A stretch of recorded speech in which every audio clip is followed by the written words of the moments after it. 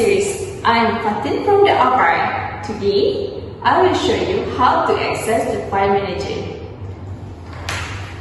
First, you can find your file manager at the home page. Click on it and it will appear the file list. All the files are listed in here. So you can find any folder and just click it. You also can forward to any file.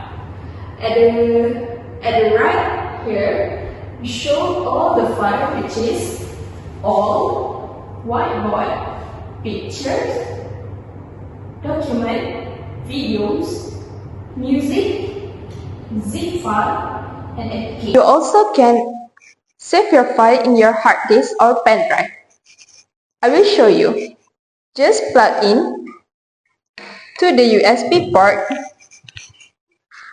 and after you plug in your hard disk to your Javiya, it will show you the name of the hard disk or pen drive at your file manager. If you want to switch your file manager to your cloud, just click the cloud icon at the bottom here.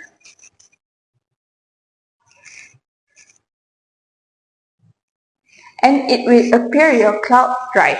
So just log in and you can use it. And if you want to switch back, just click it here again. That's it for accessing your file manager. Bye!